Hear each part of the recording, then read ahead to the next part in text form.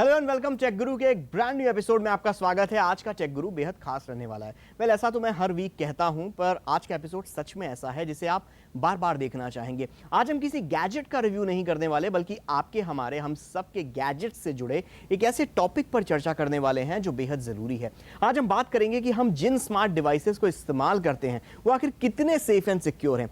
हमारी पूरी राम कहानी हमारे स्मार्टफोन्स में सेव होती है। गर्लफ्रेंड के रोमांटिक मैसेजेस से लेकर फाइनेंशियल डिटेल्स तक, पर्सनल फोटोग्राफ से लेकर ऑफिस की ईमेल्स तक। सोचिए हम एक इत्तू से डिवाइस में कितनी सारी इंफॉर्मेशन लेकर घूम रहे हैं, और अगर इस इंफॉर्मेशन का गलत इस्तेमाल हो गया तो डरिए नहीं, आज के टेक गुरु में हम इसी समस्या का समाधान करने वाले हैं। इस बारे में बात करने के लिए मेरे साथ हैं ल्यूसीडेस्क के सीईओ साकेत मोदी, जो बड़े बैंक्स, कॉर्पोरेट हाउसेस को इंटरनेट के खतरों से बचाते हैं, और इनके साथ हैं साइबर सिक्योरिटी के मामले में वेटरन मिस्टर नंद कुमार सरवणे, जो ex CBI cyber security cell में रह चुके हैं और इन इंटरनेट के चोरों से कैसे बचा जाए और उन्हें कैसे पकड़ा जाए इसमें माहिर हैं। और इसके साथ ही हम लोगों के साथ आज की इंडिया की जागरूक ऑडियंस भी है, जो मेरे साथ सवाल पूछेंगे इन लोगों से कि कैसे अपने स्मार्टफोन को सेफ एंड सिक्योर बनाया जाए। पर पहले आपसे सरवड़े सर, आपसे पूछना चाहूंगा कि बेसिकली स्मार्टफोन, एक लेमैन, एक नॉर्मल कंज्यूमर के दिमाग में सबसे बड़ा खतरा एक स्मार्टफोन से जुड़ा यही होता है कि मेरा फोन खो ना जाए या टूट ना जाए।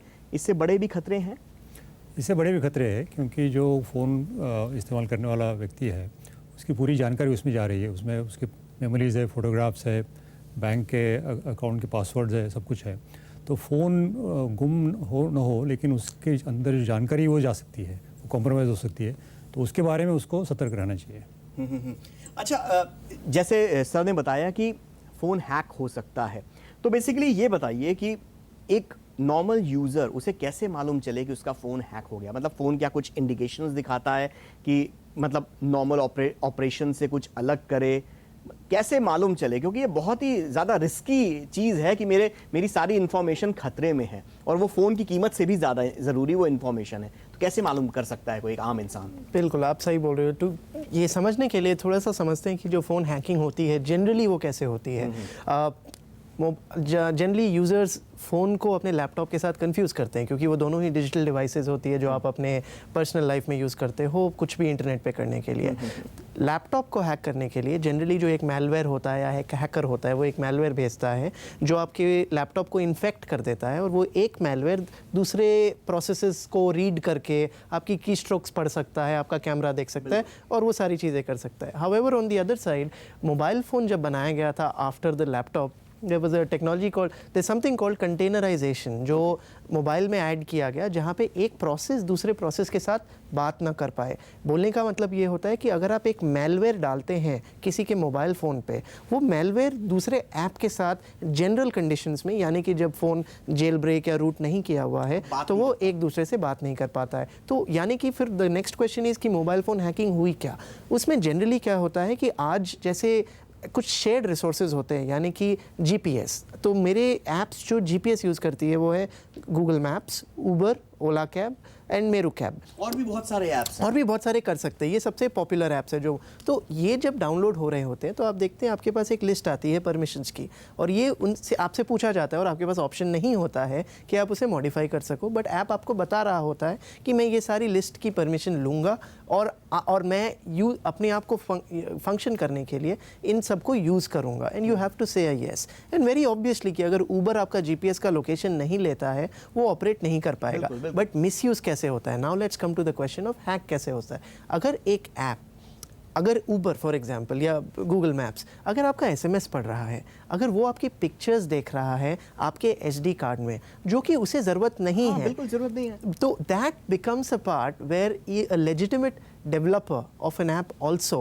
becomes an intruder into your privacy, into your information जो आपके फ़ोन पे है, और वो उसे निकाल के अपने सर्वर पर ले जा सकता है, उसे एनालाइज कर सकता है, उसे बेच सकता है, और वो एनालाइज करके आपको और एड्स दे सकता है, और बहुत सारी चीज़ें कर सकता है जो बहुत सारी बड़ी बड़ी कंपनीज भी करती हैं आज के दिन। तो बेसिकली इस सब चीज़ों से बचा कैसे जाए? बिकॉज मैं एक बार में गूगल के ऊपर ही भरोसा कर सकता हूँ कि गूगल शायद ऐसा ना करे, मेरे मतलब फ़ोन को हैक ना करे, पर सपोज मतलब लाखों करोड़ों ऐप्स हैं किसी भी ऐप स्टोर के ऊपर या गूगल प्ले स्टोर के ऊपर, कैसे ये मालूम करें कि भैया ये ऐप गड़बड़ है और ये ऐप अच्छा है, ये ऐप मेरी परमिशन ले रहा है मेरे SD कार्ड को रीड करने की भी जबकि ज़रूरत नहीं है, और ये ऐप जेन्युइन है, ये कैसे मालूम कर सकते हैं? आपको ये मालूम करने के लिए जनरली या तो अपना खुद का कॉमन सेंस यूज़ करना पड़ेगा, और वो जो बड़ा लंबा सा चिट्ठा आता है ऐप के साथ में परमिशंस की, तो या तो आप खुद वो पढ़ें एक एक परमिशन और फिर उसे, but the irony is that देखिए, आप जब तक ऐप को खोलते नहीं हैं, ये तो हमने बड़ी पॉपुलर ऐप्स की बात की, बट जनरली हमारे ऐप फ़ोन पे एनीवेयर बिटवीन 30 to 40 ऐप्स होते हैं जो इक्वली उबर जितनी या ओला कैब जितनी पॉपुलर ना हो। तो द आयरनी इज़ जब तक आप खोलो नहीं ऐप को, आपको तब तक ये नहीं पता चलता है कि उसे असली में क्या परमिशन चाहिए, but on the other hand they ask the permission only in the beginning. So उसके सोल्यूशन के हिसाब से there you have to use some technology और पर्टिकुलर टूल, एंड वो टूल है अनहैक। सो हमने ये बड़ा इंटरेस्टिंग सा टूल बनाया है, बड़ा ही सिंपल सा, बिल्कुल हमारे लैब्स में ये बना है, एंड ये बड़ा ही simple to use free of cost kind of a tool है, जहाँ पे आप जाके उसे सिंपली प्ले स्टोर से डाउनलोड कर सकते हैं, जहाँ पे आपको ये पता चलता है एक क्लिक पे कौन सी ऐप्स आपकी SMS पढ़ रही हैं, कौन सी ऐप आपके कैमरा को देख सकते हैं, कौन सी ऐप आपके लोकेशन को देख सकते हैं।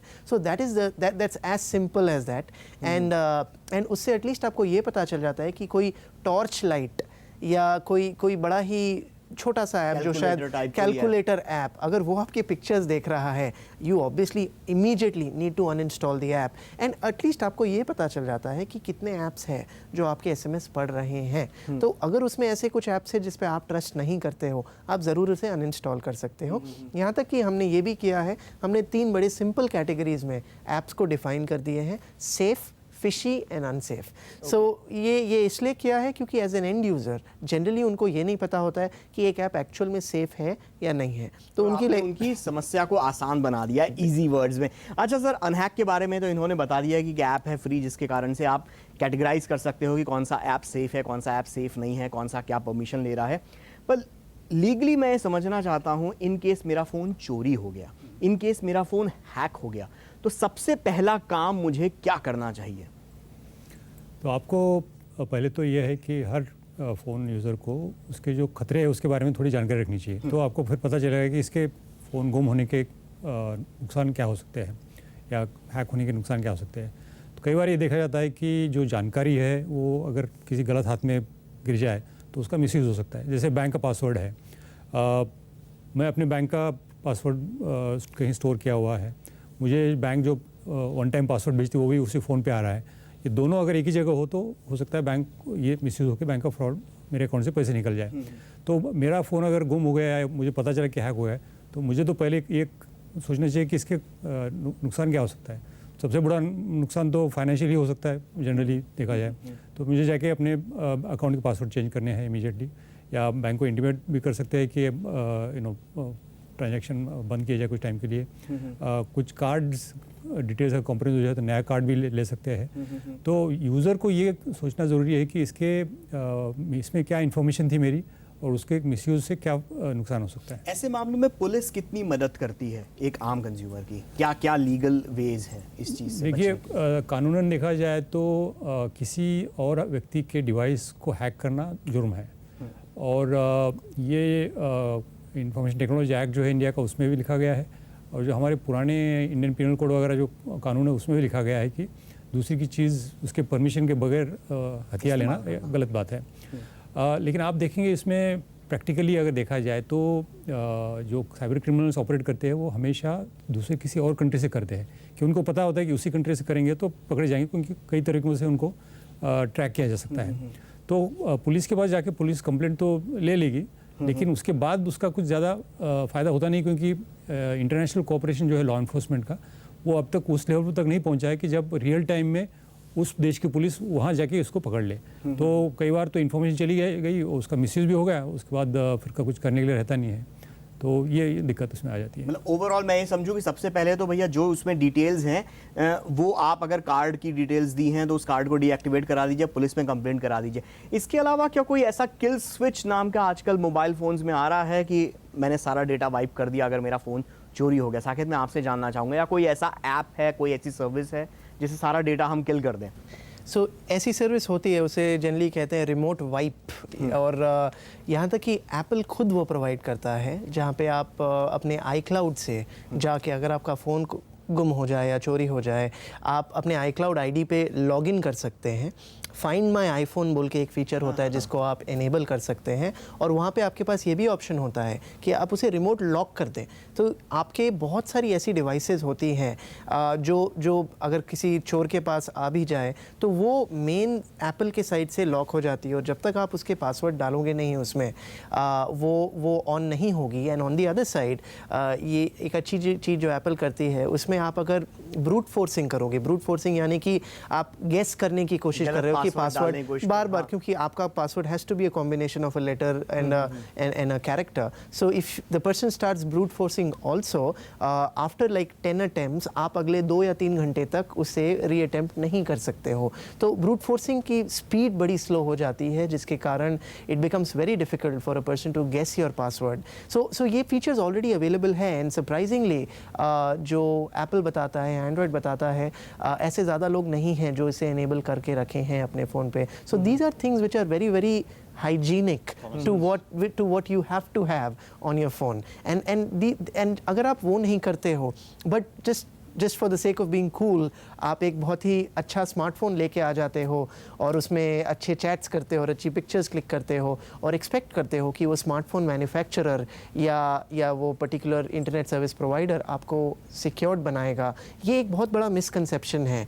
और जस्ट द लास्ट पार्ट जो मैं इसमें ऐड करना चाहूँगा कि ये क्यों आया, फॉर अ सिंपल रीज़न, आज के दिन भी हमें डिजिटल लाइफ की ट्रेनिंग कभी भी स्कूल में या कॉलेजेस में नहीं मिलती है, और ये होनी चाहिए, क्योंकि जिस हिसाब से स्मार्टफोन्स या स्मार्ट डिवाइसेस आज एक छोटा बच्चा भी इस्तेमाल करता है, ये चीज़ें होनी चाहिए। अच्छा, यहाँ पर बच्चे और बाकी लोगों की बात हुई तो हमारे साथ काफ़ी ऑडियंस जुड़ी हुई है, तो मैं पूछना चाहूँगा कि इनमें से कोई आप में से सवाल पूछना चाहे तो। हेलो सर, मेरा ये क्वेश्चन है कि कौन सा प्लेटफॉर्म ज़्यादा सेफ है, Android, Apple, blackberry, Windows? Exactly अभी ये एप्पल और एंड्रॉयड के आप एप्पल के कुछ फीचर्स बता रहे थे। आप अगर मुझसे ये पूछना चाहेंगे, so this is the irony is that if you talk about computers, obviously by default historically speaking Apple and Unix platform जो वो यूज़ करता है has relatively been the most secured versus Windows. ये that is there on the laptop side. However, on the other side, कि आप जब Android या आप मोबाइल फ़ोन्स की बात करते हो, इट्स अ नो ब्रेनर कि Android, since it's an open source platform, वो अपनी खुद की vulnerabilities के साथ में आता है। तो Android is very very relatively very I would say attacked more compared to an Apple. So Apple, yes, relatively काफ़ी secured है कंज्यूमर का अगर आप देखा जाए। On the other side, अगर आप enterprises की बात करते हैं, आजकल BYOD, MDM काफ़ी बड़ी कंपनीज़ में इनेबल हो रहे हैं, जहाँ पे आप अपना खुद का डिवाइस काम पे ले जा सकते हैं। तो वहाँ पे भी ऑफ कोर्स, क्योंकि प्रोफेशनल डेटा आपका उस फ़ोन पे रिसाइड करता है, therefore there are these MDM solutions, like there are so many of them. So BlackBerry का खुद का एक MDM सॉल्यूशन है, AirWatch is there, MobileIron is there, and all of these are, because आज के दिन mobile phone is no more a separate part of your professional life. Barack Obama uses an MDM solution also to be BlackBerry use करते हैं वो BlackBerry वो actually mobile iron use करते हैं, but नहीं, ये बहुत इंटरेस्टिंग चीज़ आपने बोली सर। सर मैं आपको इसमें बीच में लाना चाहूँगा। बेसिकली स्मार्टफोन्स हमने मान लिया वल्नरेबल हैं क्योंकि हर वक्त इंटरनेट से कनेक्टेड रहते हैं, पर ये जो पहले ज़माने के फ़ोन्स होते थे, नोकिया 1100 जैसे, कि जिनमें मतलब इंटरनेट कनेक्टिविटी उतनी ज़्यादा नहीं है, जो बेसिक जो एक फ़ोन होते थे, क्या वो भी उतने ज़्यादा वल्नरेबल थे? उसमें भी साइबर अटैक हो सकता है? देखिए, सबसे पहला जो मोबाइल मैलवेयर आया था 2004 में आया था, और उस वक्त सिम्बियन करके एक ऑपरेटिंग सिस्टम हुआ करती थी। हाँ। तो जब से ये कंप्यूटर का इवोल्यूशन चल रहा है, उसमें मैलवेयर तो आ ही रहे हैं, और जो हैकर्स हैं वो देखते हैं कि मेरे लिए जो जिसके बारे में मैं जानकारी रखता हूँ उसमें मैं क्या कर सकता हूँ। तो नोकिया के कई सारे फ़ोन सिम्बियंस पे चलते थे, तो सब वो फ़ोन उसके लिए वल्नरेबल होते थे। तो जब तक फ़ोन में कोई इन्फॉर्मेशन है वैल्यूएबल, तब तक उस फ़ोन को किस तरह से एक्सेस किया जाए इलीगली, ये सोचने वाले लोग हैं। तो उस टाइम पे भी इस तरह के कोई ऐसा केस मैसेज आपके दिमाग में आए जो आपने सॉल्व किया हो, देखा हो अपने करियर में? खैर मैं तो सीबीआई में बहुत साल पहले रहा हूँ। उन दिनों मोबाइल्स उतने प्रचलित नहीं थे। उन दिनों इलीगल टेलीफोनी के केसेस काफ़ी चलते थे, जो इंटरनेशनल कॉल्स है वो बजाय वॉइस सर्किट के जाए इंटरनेट के ज़रिए जाया करते थे, और उसमें काफ़ी नुकसान भी हुआ करता था, क्योंकि उन दिनों अमेरिका कॉल करने के लिए 80 रुपये पर मिनट का रेट हुआ करता था। तो उस तरह के काफ़ी सारे केस हमने उस टाइम किए थे। अच्छा, ऑडियंस से एक और सवाल हम लेना चाहते हैं। सर ने जो बोला कि ये इन्फॉर्मेशन हो सकता है आपके यूजर्स के लिए काफ़ी हेल्पफुल होगी, वो ये है कि आपने जो पूछा कि दूसरे फ़ोन्स जो होते हैं, ये जो नोकिया 1100 या जो 5000 एंड बिलो के range, is it possible to hack them? Again, इनके फर्मवेयर को हैक करना रिलेटिवली आज के दिन थोड़ा डिफिकल्ट होता है, but on the other side it is relatively much more simpler to hack into a GSM GSM connection. So अगर आपका नॉर्मल GSM पे आप बात कर रहे हो रादर देन 3G, क्योंकि फ़ोन टैपिंग जो होती है और वो बहुत सारी ऐसी डिवाइसेस बहुत सारे बाहर की कंट्रीज़ प्रोड्यूस करती हैं जहाँ पे relatively GSM is the most easy to tap. So just using a Nokia 1100 and thinking कि I'm secured and मेरे को कोई टैप नहीं कर सकता है। मतलब सारी दिक्कत जो है वो बेसिकली ये 3G और ये इन सब के चक्कर में है, क्योंकि इतनी ज़्यादा हम टेक्नोलॉजी में आगे बढ़ चुके हैं। एक ऑडियंस से सवाल लेते हैं कोई। Hello sir, my question is कि एंटीवायरसेस भी एंड्रॉयड में आ चुके हैं, तो क्या वो एंटीवायरसेस मालवेयर को मतलब निकाल सकते हैं? तो इसलिए क्या फ़ोन सेफ़ है उसके बाद भी, एंटीवायरस होने के बाद भी, या फिर हैक होता है? ये बहुत ज़रूरी सवाल है, बिकॉज एक दिल में तसल्ली होती है कि हाँ मैंने 300-400 रुपये खर्च करके एक एंटीवायरस अपने फ़ोन में इंस्टॉल किया है। कितना सेफ़ है ये एंटीवायरस, कितना फ़ोन को सेव करता है? इसका आंसर देने के लिए मैं आपको एक सिंपल सा एग्जांपल देता हूँ। आप जब क्रिकेट खेलने जाते हैं तो आप एक हेलमेट पहनते हो। हेलमेट बहुत ज़रूरी होता है क्योंकि वो बॉल अगर सिर पे आती है तो आप उससे बचते हो, पर उसका मतलब ये नहीं है कि आपको इंजरी नहीं हो सकती है। तो it is exactly the same thing that when you have an antivirus on your phone, yes, it does secure you from certain types of attacks which are happening, but still at the end of the day आपको ये assume नहीं करना चाहिए कि since the antivirus is there और आपने अगर 200-300 रुपये दे के या टॉरेंट से डाउनलोड करके अगर एक एंटीवायरस खरीदा है, you will be completely secured और उसका कोई भी मिसयूज़ नहीं हो सकता है फ़ोन का। So that is risk management, and आज के दिन में you have to manage the risk that you are sitting on, and thinking that there is any solution in which you can completely be secured even after you disconnect from the internet is not true. And एक और audience से सवाल लेते हैं। सरवड़े sir से कोई सवाल पूछना चाहता है? So, I mean, the whole smart devices are making our lives simpler, but at the same time very confusing. आज की डिस्कशन से तो मुझे यही समझ में आ रहा है, but I want to know कि एक बार फ़ोन से हम कुछ डेटा डिलीट कर देते हैं, क्या वो डेटा हमेशा के लिए डिलीट हो जाता है या वो रहता है? आप लोग उसे यूज़ कर सकते हैं दोबारा? ये बड़ा अच्छा सवाल आपने पूछा, क्योंकि फ़ोन अब इतने पावरफुल हो गए, they are like compare to the previous computer, they are much more powerful, और उसमें स्टोरेज भी बहुत ज़्यादा बढ़ गया है। तो आप देखेंगे कई बार तो स्टोरेज फुल भी नहीं होता, आप सालों तक फ़ोन यूज़ किया जा रहा है, लेकिन उसमें जो मेमोरी है वो भरती नहीं है पूरी। तो जब भी कोई डेटा स्टोर होता है डिजिटल डिवाइस पे, उसको डिलीट करेंगे तो डेटा वैसे रहता है, उसका एक सिर्फ फाइल नेम का जो फर्स्ट लेटर होता है उसको रिप्लेस किया जाता है, ताकि वो स्पेस बाद में अवेलेबल हो। तो अगर उसके ऊपर कुछ ओवरराइट ना हुआ हो तो वो डेटा रिट्रीव हो सकता है। उसके कुछ स्टैंडर्ड टूल होते हैं, वो उसको यूज़ करके डेटा रिट्रीव होता है। जो लॉ इन्फोर्समेंट एजेंसीज़ है वो जब मोबाइल फॉरेंसिक्स का काम करती है तो कई बार ये इस तरह के डेटा अनडिलीट करके उसको कानूनन तौर पे कोर्ट में पेश कर सकती है। तो बिल्कुल ये सही है कि डेटा डिलीट होने के बावजूद भी रिट्रीव हो सकता है। और क्या उस डेटा को हैक किया जा सकता है जो डिलीट डेटा है? कि सपोज मैंने कुछ पिक्चर्स जो मुझे लगता है कि लोगों को दिखाने लायक नहीं है, मैंने वो डिलीट कर दिया अपने स्मार्टफोन से, पर क्या कोई हैकर उन फोटोग्राफ्स को भी हैक करके? बिल्कुल कर सकता है। जब डिवाइस को रिमोटली एक्सेस करने की सुविधा है और हैकर्स वो उस तरह के काम में लगे रहते हैं, वो आपके फ़ोन को पूरी तरह से देख सकते हैं कि आपके फ़ोन पे क्या है, और उस इन्फॉर्मेशन को मिसयूज़ भी कर सकते हैं। बहुत डरावनी Just बात है। to add to this, WhatsApp में ये फीचर होता है, not many people know this. WhatsApp आपके कोई भी मैसेज को या पिक्चर को जो आप सेंड या रिसीव कर रहे हो कभी भी आपके फ़ोन से डिलीट नहीं करता है। That means, what that means is that WhatsApp कुछ फाइल्स बनाता है जो एनक्रिप्टेड होती है, आप उसे पढ़ नहीं सकते हो। बट अगर आप अपने फाइल स्टोरेज में जाओगे, ऐप्स में जाओगे, व्हाट्सएप बोल के एक फ़ोल्डर होता है, उसके अंदर एक फ़ोल्डर होता है, उसको बोलते हैं डेटाबेसेस। उसके अंदर अगर आप जाओगे, जनरली 9 से 10 फाइल्स होंगी और आपकी सारी chats, including the ones that you have deleted, including the deleted pictures, are all there and somebody can so to be मैं लिटरली मतलब बहुत ज़्यादा डर रहा हूँ। अच्छा एक बार बताइए, चलिए मैंने डिलीट कर दिया, अगर मैंने अपना फ़ोन को रीसेट ही कर दिया है, सब डेटा वाइप कर दिया है, फैक्ट्री डेटा रीसेट किया है, क्या तब भी खतरा बरकरार है सर? बिल्कुल बरकरार है।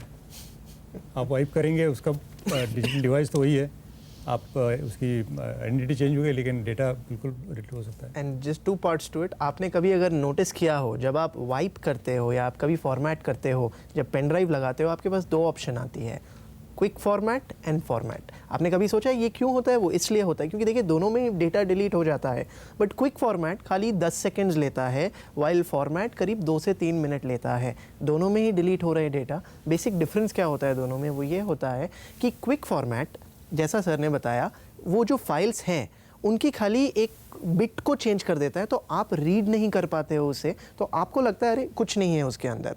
ऑन दी अदर हैंड, जब वो कंप्लीट फॉर्मेट जो होता है उसके अंदर वो जो नल वैल्यूज़ होती है वो उसके ऊपर ओवरराइट कर देता है। तो वो जब ओवरराइट कर दे उसके बाद उसे रिट्रीव करना नामुमकिन नहीं है, but yes it is relatively very difficult. मुश्किल है, बट ओवरऑल सेफ होता है अगर आप फैक्ट्री डेटा रीसेट मार लो और उसको नॉर्मली format करो। डिलीट के मुकाबले। बिल्कुल। ठीक है। अच्छा एक सवाल हम लोगों के टेक गुरु के फेसबुक ट्विटर पे बहुत लोग पूछते हैं, वो ये कि फ़ोन को जेल ब्रेक करना, मैं इस फ़ोन को जेल ब्रेक कर दूं क्या? मैंने यूएस से एक फ़ोन मंगवाया है, मैं फ़ोन को रूट कर दूं क्या? मैंने इसमें काफ़ी चीज़ें, मैं नए एक्सपीरियंस करना चाहता हूं, कुछ नए फीचर्स।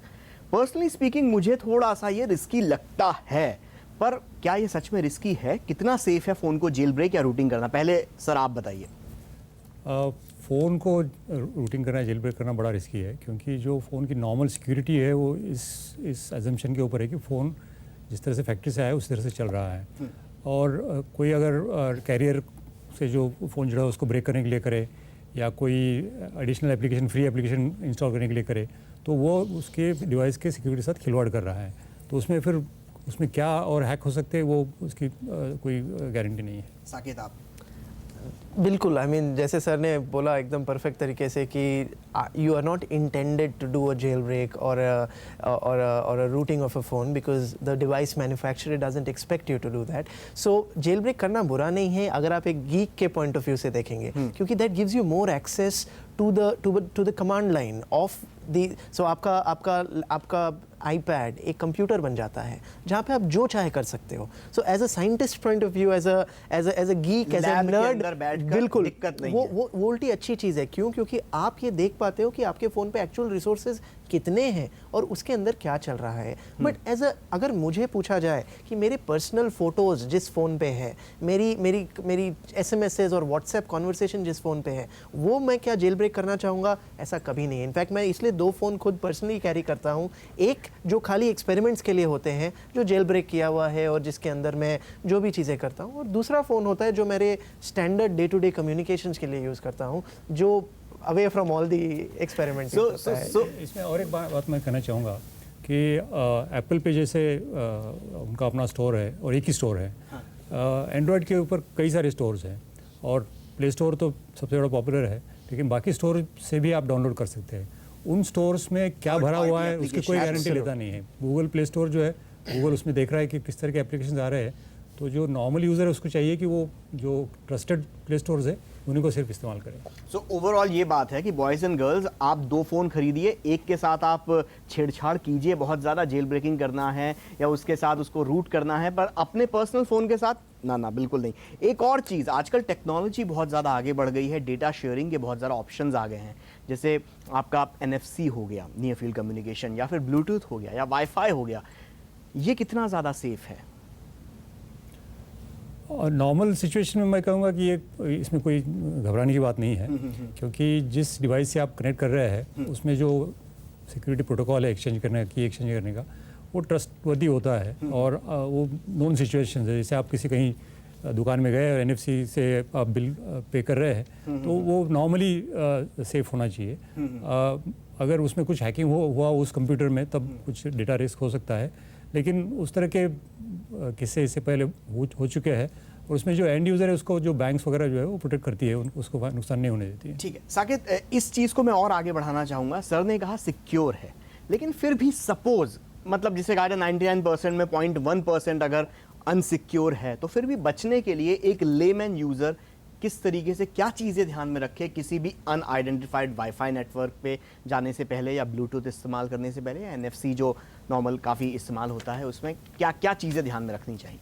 छोटी सी बात, आपने जिस तरीके से बहुत सही तरीके से ये पॉइंट किया कि साकेत ये इतने सारे कम्युनिकेशन मीडियम्स हैं आज, चाहे 3G हो चाहे वाईफाई हो या आपने जितने भी नाम बोले, हमें ये समझना पड़ेगा कि हम जब अपने ट्रांजैक्शंस करते हैं, चाहे वो बैंक से हो, चाहे वो गूगल से हो, चाहे वो एप्पल से हो, आज के दिन हमारा पासवर्ड भी, आपने कभी ये सोचा है आप जब अपना फेसबुक पासवर्ड एंटर करते हैं लैपटॉप पे, वो सबसे पहले किसके पास जाता है? एयरटेल या वोडाफोन के पास जाता है ना, क्योंकि वो आपके इंटरनेट सर्विस, क्योंकि वो आपके इंटरनेट प्रोवाइडर है, इंटरनेट सर्विस प्रोवाइडर है, और उसके बाद उसके आगे जाता है। तो आप सोच के देखिए उनके लिए कितना आसान है पूरे भारत की पासवर्ड निकालना, but it is not possible. It doesn't happen like that. Why? Because the data is encrypted.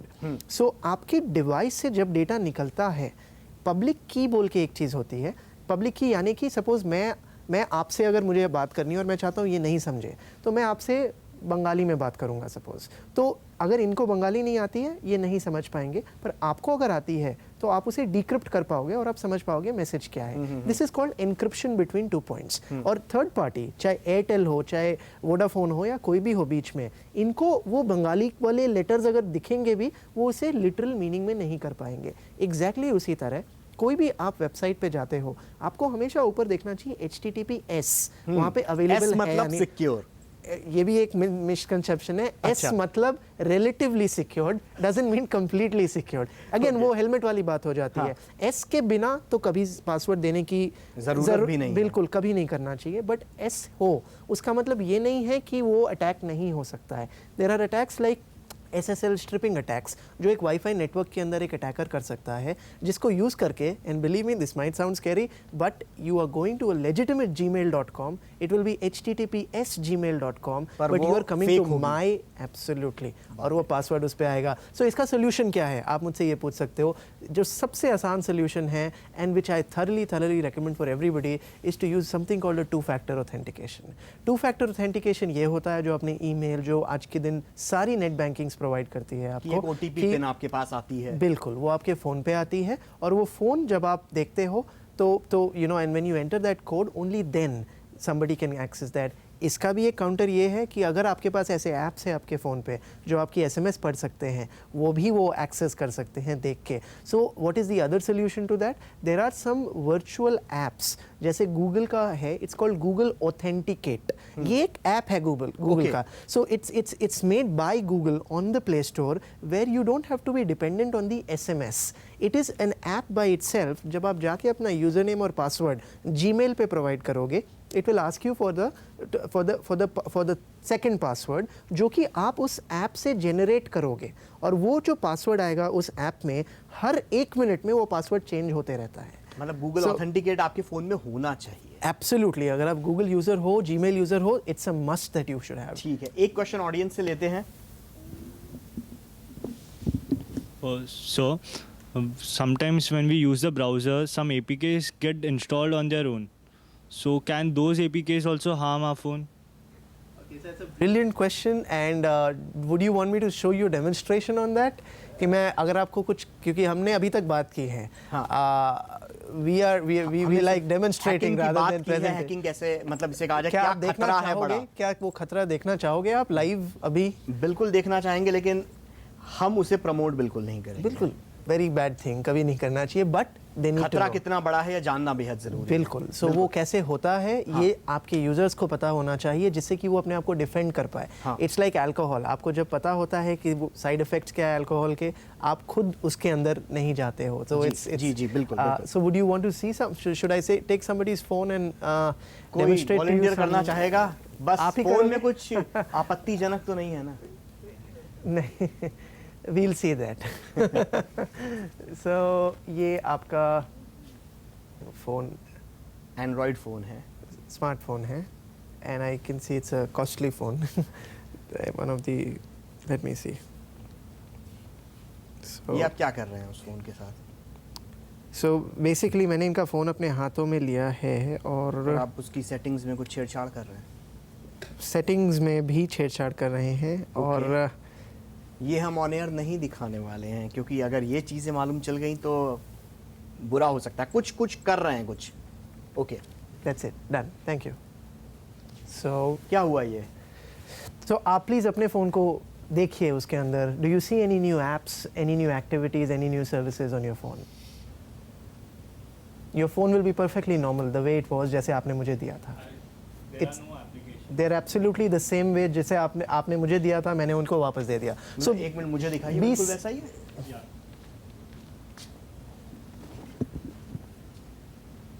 Okay, so it's absolutely आपने क्या परफेक्टली किया, नॉर्मल। क्या है? कुछ भी नहीं, सो मैंने उन्हें वापस दे दिया। दैट इज़ दी नोटिफिकेशंस में भी नहीं है कुछ? करेक्ट। एक मिनट, आप रुकिए, मेरे पास यहीं खड़े रहिए आप। क्या इस पे कुछ फ्लैश करेगा? Let's see. सो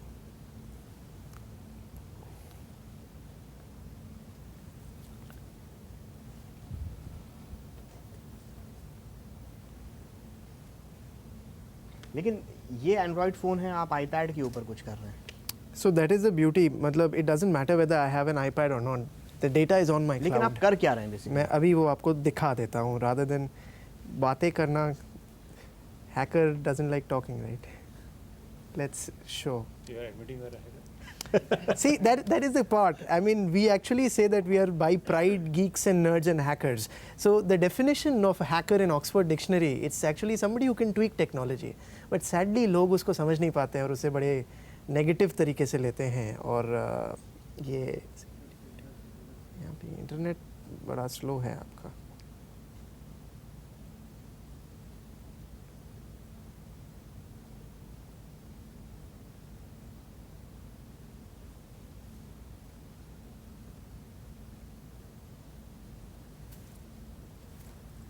क्या चमत्कार कर दिया आपने? ये बस लोड हो रहा है, 20 more seconds, perfect.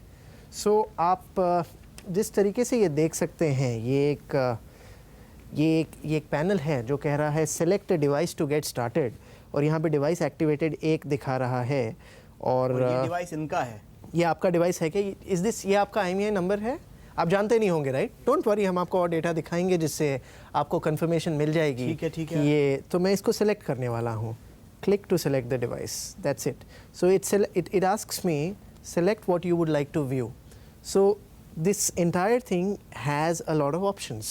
Now these options are call logs, SMS, contacts. क्या बात कर रहे हैं? Let me click on call logs and let's see what happens. आप अपना कॉल लॉक खोलिए।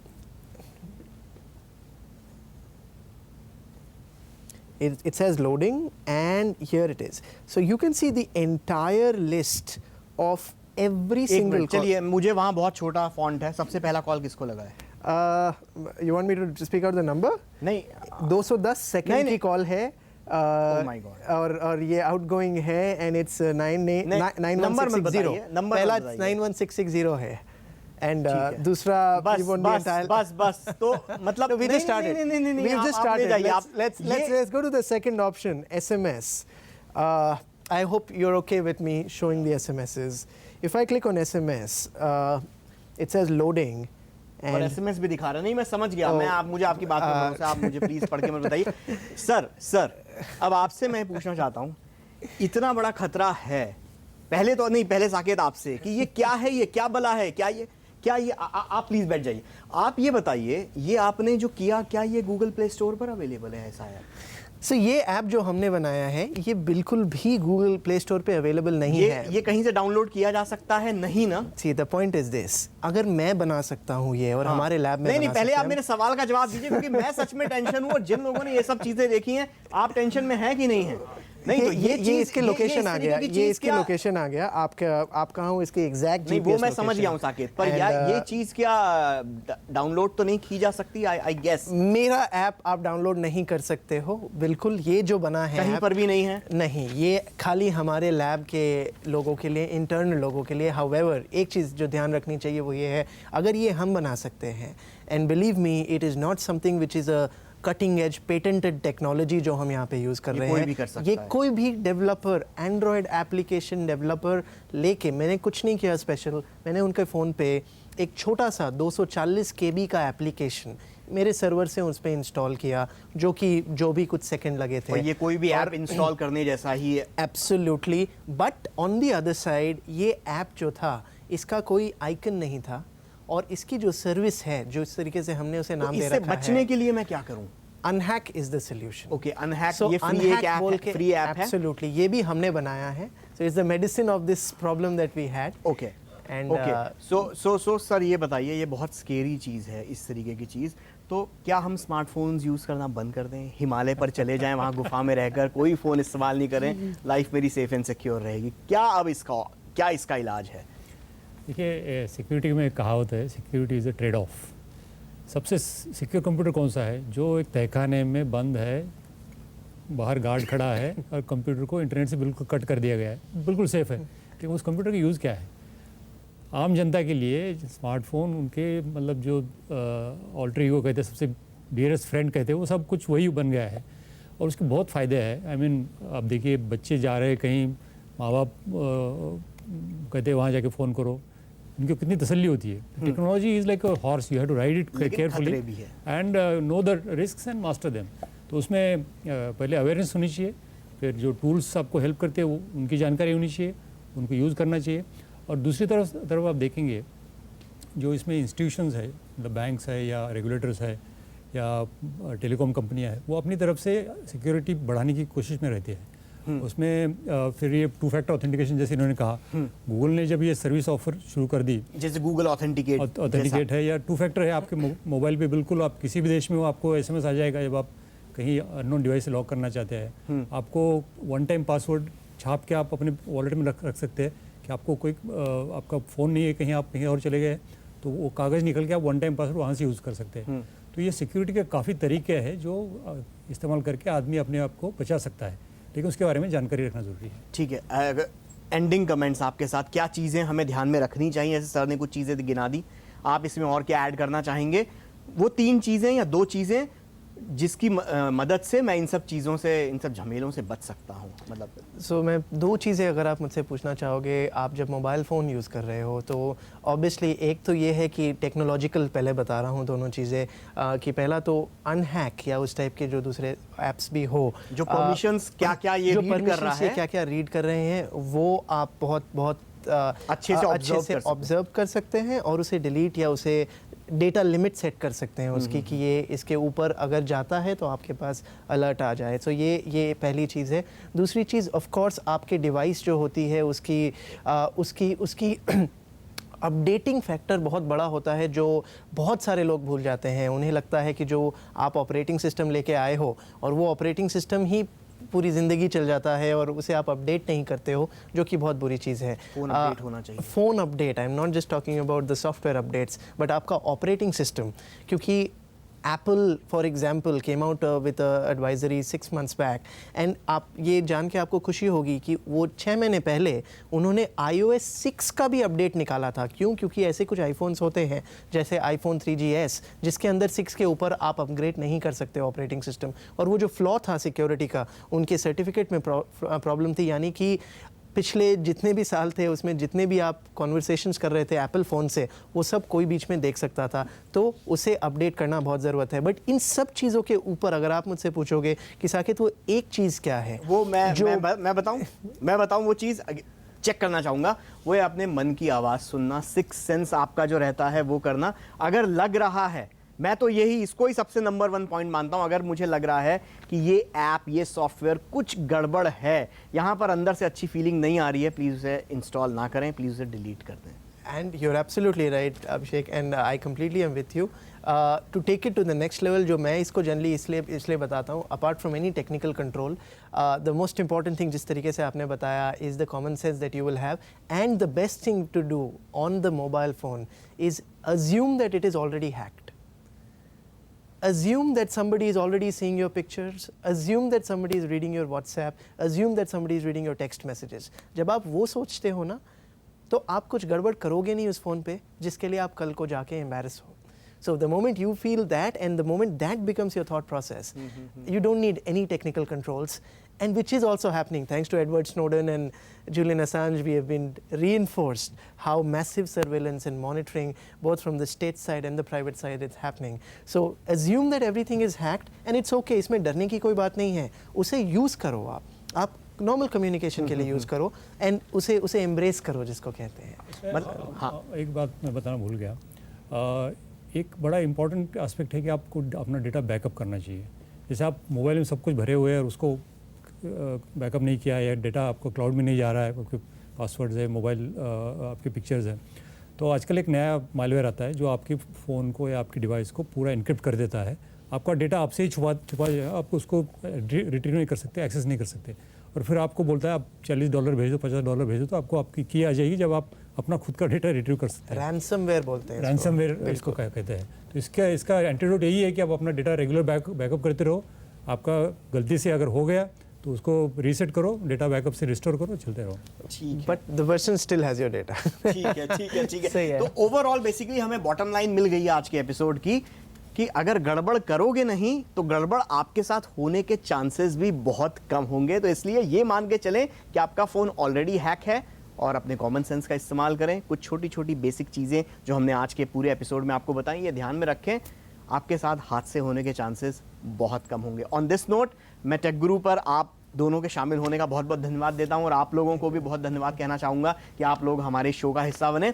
तो टेक गुरु का ये एपिसोड जो मोबाइल सिक्योरिटी एपिसोड है, ये यहाँ टेलीविज़न पर तो आपको इसका एक छोटा वर्जन जो हमारे टेलीविज़न के लिमिटेशंस होते हैं उतना मिल रहा है, पर हमारे यूट्यूब के ऑफिशियल चैनल पर आपको ये पूरा अनकट वर्जन देखने को मिलेगा. यूट्यूब पर हमारे चैनल को सब्सक्राइब कीजिए. इसके अलावा आप टेक गुरु की पूरी टीम को ट्विटर, फेसबुक, इंस्टाग्राम पर फॉलो कर सकते हैं. तो ऑन दिस नोट टेक गुरु पर लेते हैं अब टाटा अलविदा, गुड बाय. अगले हफ्ते फिर मिलेंगे एक नए टॉपिक, एक नए डिवाइसेस के साथ. तब तक के लिए स्टे कनेक्टेड.